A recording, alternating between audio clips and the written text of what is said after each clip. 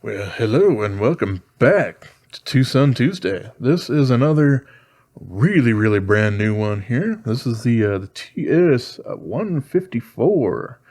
This is a Jelly Jerry design. Currently, I don't know the name of it.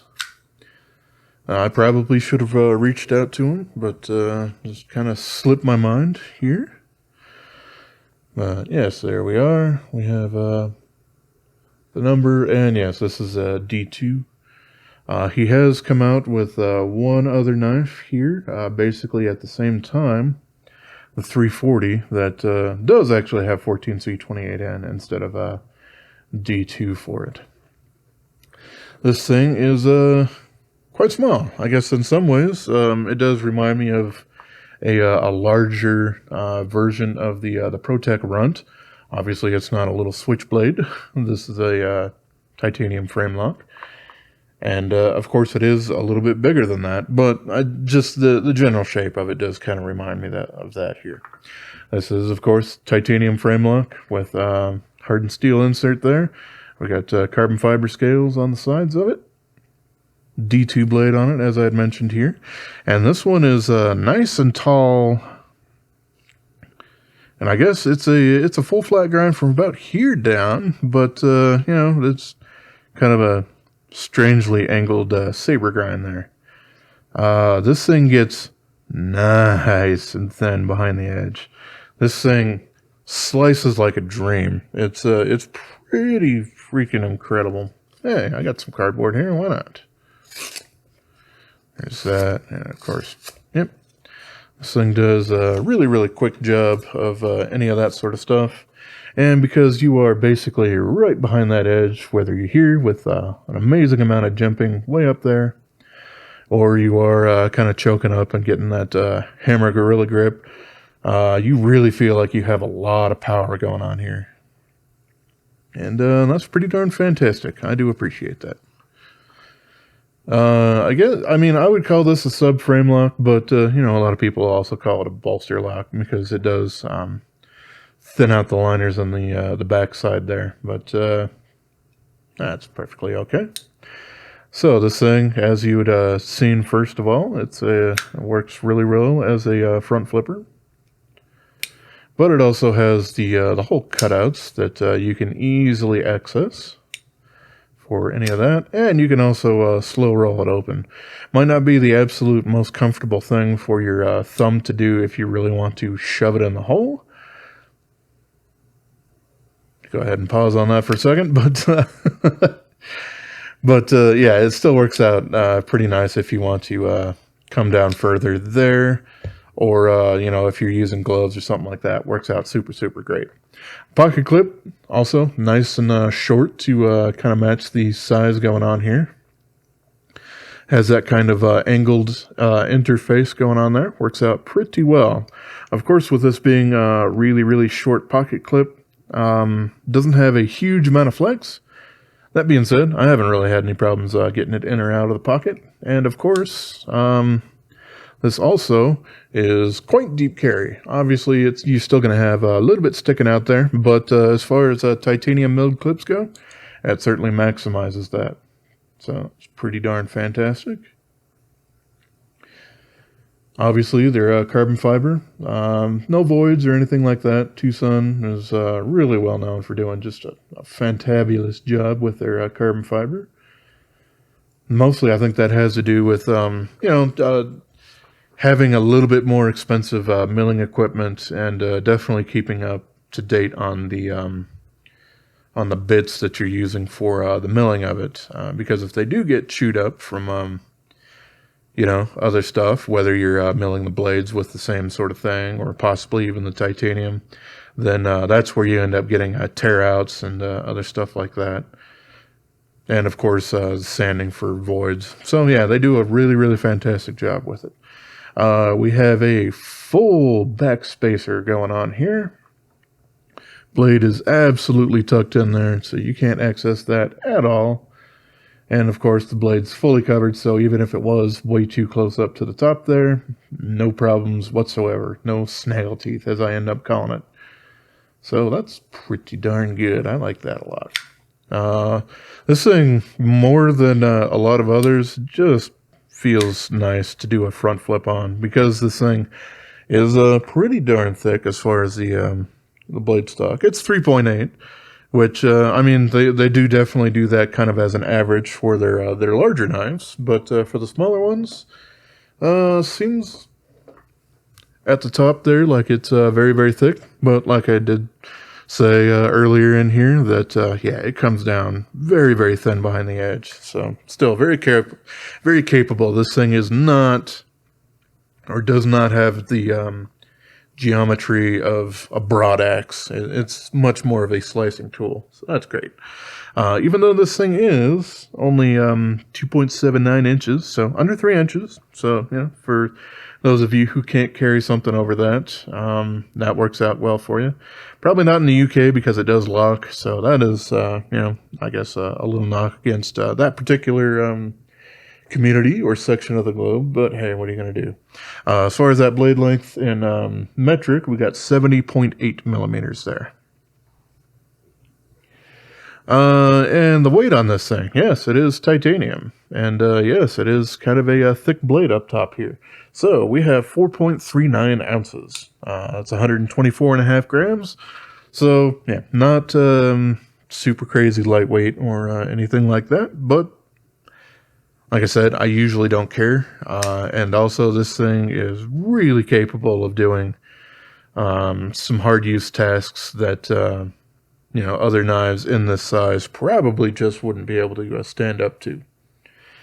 And let's see, as far as the thickness goes, of course, this does have a little bit of a contour to both the carbon fiber and the titanium here. So at the thickest point, we got 0.56 of an inch.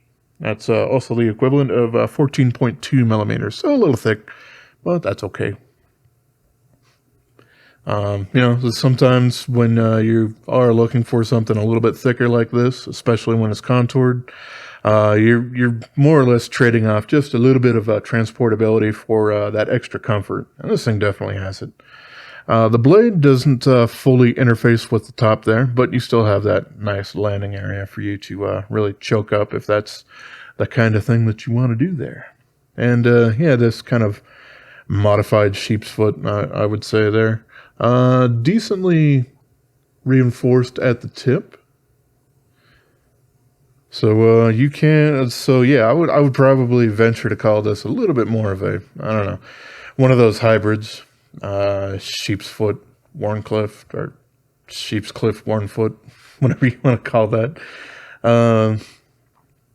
Since it does have the capability of doing some piercing there, so that's kind of nice that you get a little bit of both worlds. And I, of course, do appreciate the belly rather than just the straight flat thing there. Makes it much easier to interface when you're cutting through, you know, when you're starting a cut or something like that, because it just increases the force in that one particular area as you're starting a cut into something.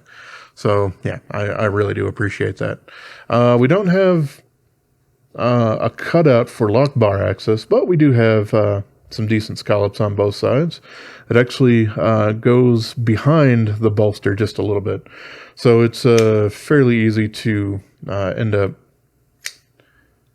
interfacing pretty much however you want. And I also haven't had problems using my leatherwork gloves here, so works out pretty darn well.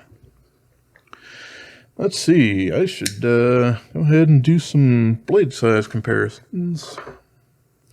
Start out with Benchmade this time. There's the 940, which actually looks huge comparatively. And there's the 535, also actually looks fairly large. Oops. Let's see. What happened to... Oh, there we are. Here's the Spyderco PM2 here. That's already large as well. The Enduro really doesn't seem like it's fair to put up against it, so we'll do that. Let's see, for the something a little smaller, how about the K-Bar Dozier Folding Hunter? That seems to be a little bit more in the size range there. And sure, why not? Of course, we have the Boker Kalashnikov 74.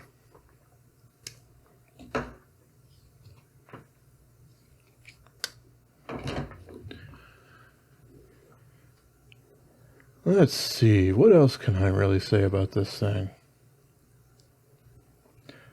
I did mention the jimping earlier. I do really appreciate just how far out it goes. So that makes it comfortable. If you want your thumb back here, you're still interfacing with a lot of that. But if you are putting a lot of force out here in that saber grind kind of, or that saber grip kind of configuration, that really does give you a lot more power out there. And of course, I also do like having the tall bit of a blade because from time to time, I do like to do a pinch grip. And obviously that's going to deal with basically this top almost inch or so in this particular case here. But that's also where the blade is ground the thinnest. So that works out super, super well for doing some utility cuts and other sort of things like that.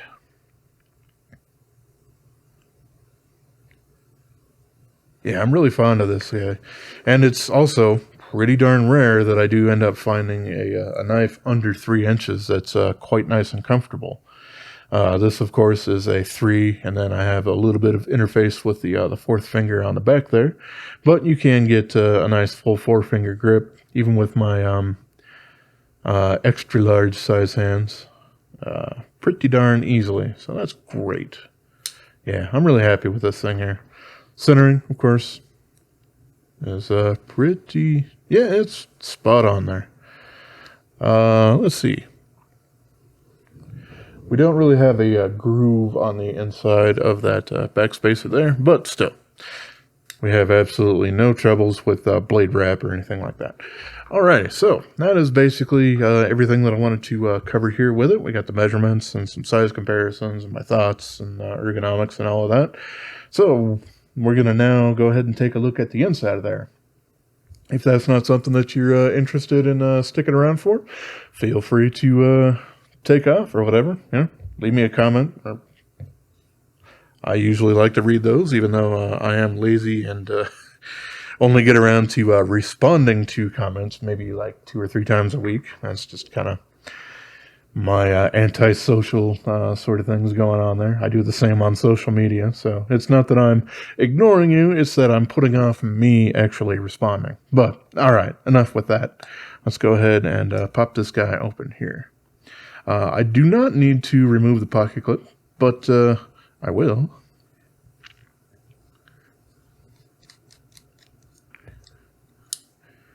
There we go. Yep, just a standard... little rounded off, kind of 90 degree sort of things there. Carbon fiber can take it, so, I'm not really upset that we don't have extra interface pieces going on there. And there's the screw right there, and the pivot. And from there, I can wiggle a little bit to get this guy off. That didn't sound right. Apologies. Alright.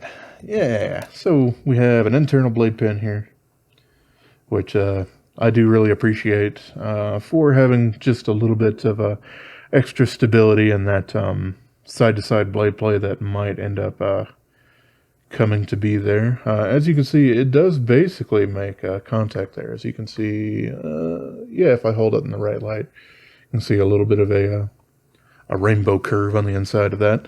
It does basically have a little bit of the cutout here for that internal blade pin to ride around.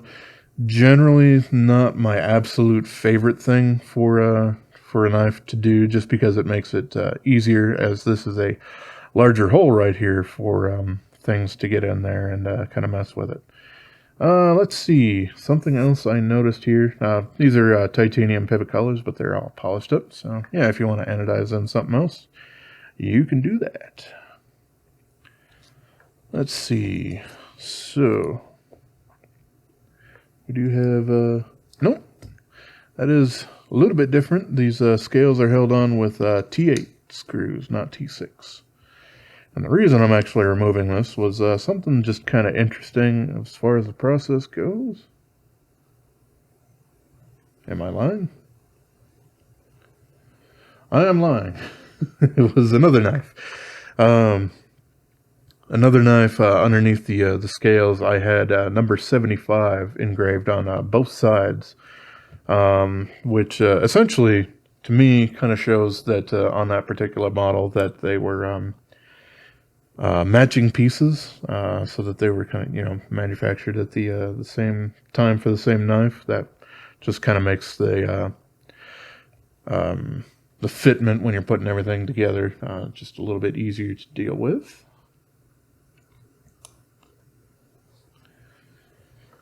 Well, yes, other than that, it's pretty good. This one in particular, I do actually see just the little tiniest bit of a twinge of a burned edge there, which I generally don't see with TwoSuns.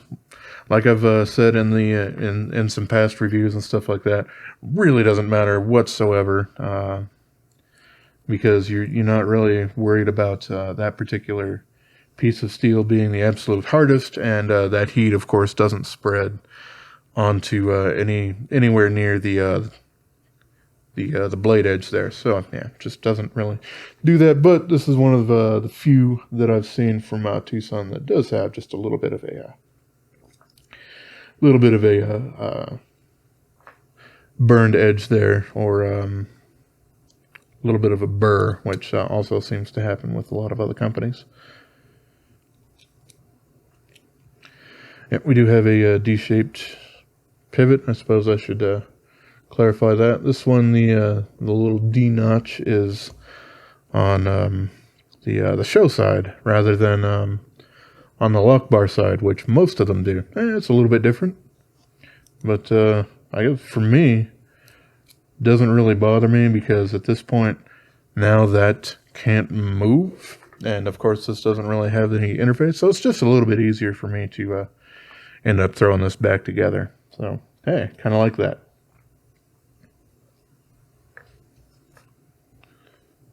Yeah, very, very simple to slap these guys back together, just that front and back piece. And I also do appreciate that you don't need to remove the pocket clip if you're going to disassemble them, because it's not attached to a Chicago screw there. It's attached to the outside. Just, I mean, the less you actually have to interface with the hardware, the less things can actually go wrong, like accidentally stripping out a screw or something like that.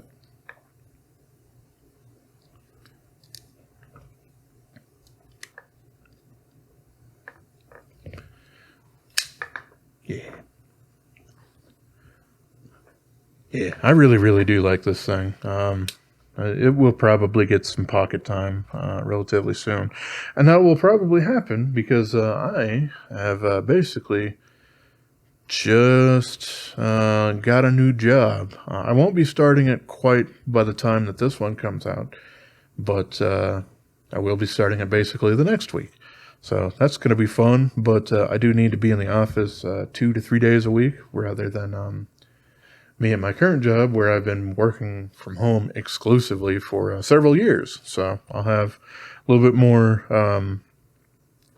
diversified, leg wear, my standard Carhartt pants and all that other sort of stuff. And of course, shorts, because, well, it's middle of summer and it's hot as balls out at the moment. So I will have a little bit more opportunities to carry them in some different contexts. So that'll be fun. But all right, enough about me. Let's go ahead and say our goodbyes. So yeah, I appreciate y'all for watching, and have yourself a wonderful rest of your day, yo. And subscribe.